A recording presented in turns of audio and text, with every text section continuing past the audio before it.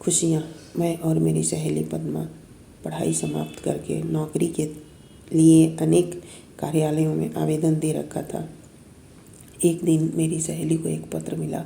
उसे स्टेनोटाइपिस्ट के अस्थायी पद हेतु चयनित किया गया था। उसकी पोस्टिंग प्रबंध नियोजन के अधीन हुई थी। वह खुशखबरी सुनाने मेरे घर आई। मैंने उसे बधाई दी। वो हमारी खुशी के पागल हुई जा रही थी और उस पत्र को चूम चूम कर गा रही थी। हम तुम्हें चाहते हैं ऐसे, मरने वाला कोई जिंदगी चाहता हो जैसे। पहले दिन दफ्तर में उसे बहुत अटपटा लगा। दफ्तर के कई कर्मचारी छुट्टी पर थे। प्रबंधक साहब भी उपस्थित नहीं थे। दूसरे दिन वो थोड़ी लेट पहुंची। दफ्तर पहुंची तो देखा शांति का माहौल था। सभी अपने अपने कामों में व्यस्त थे। पता चला प्रबंधक साहब मौजूद हैं और उन्होंने अपनी केबिन में बुलाया। अंदर पहुंचने पर उसकी अच्छी डांट टपट हुई। ऑर्डर मिला, जाओ अपना काम ढंग से करो। डरी सहमी पद्मा प्रबंधक को मन ही मन कोसती हुई केबिन के बाहर आई और अपने कामों में व्यस्त हो गई। पीछे से कानों में प्रबंधक साहब के गुनगुनाने की आवाज़ आई। सुनकर उसका सारा डर गायब हो गया। मन ही मन बोली, ये स्ट्रिक्ट बन रहे हैं, स्ट्रिक्ट है नहीं। प्रबंधक साहब बहुत ही खुशमिजाज आदमी थे, स्मार्ट भी थे।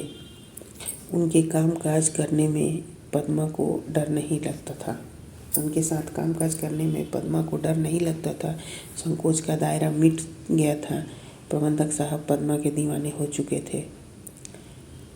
बेखुदी में सनम उठ गए जो कदम। प्रबंधक साहब का गाना पद्मा को रोमांचित कर देता था। उसका यूं रुचि लेना उसे अच्छा लगता था, पर उसने अपनी चाहत को कभी प्रकट नहीं किया। एक दिन सामने पान की दुकान पर फुल साउंड में टैप रिकॉर्डर बज रहा था।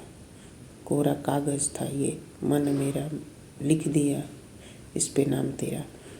यह गाना पद्मा का मनपसंद गाना था, इसलिए वह इस गाने के साथ साथ गुनगुना रही थी।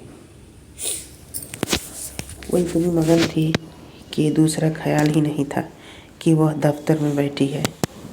जब गाने से ध्यान हटा तो दिखा सामने प्रबंधक साहब अपना सूध-बूध खोकर शरारत भरी निगाहों से उसे निहार रहे थे। बाकी स्टाफ भी मुस्कुरा रहे थे।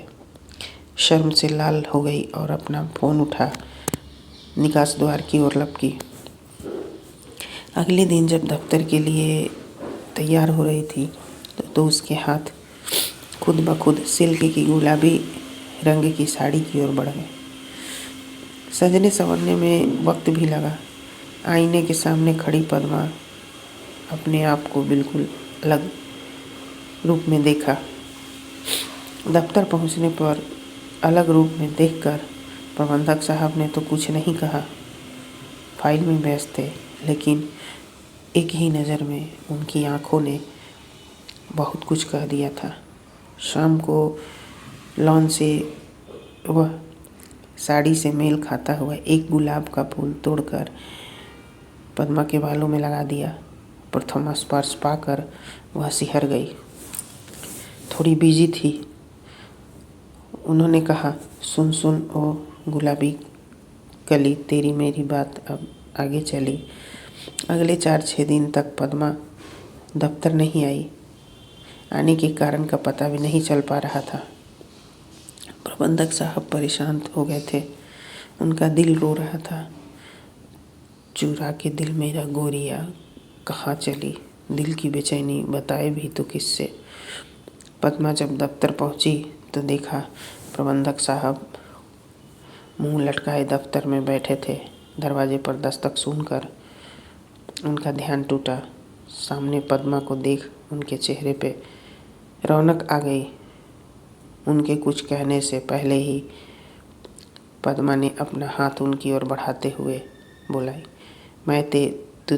तू मेरा। प्रबंधक साहब अपने पद्मा को अपने सीने से लगा लिया।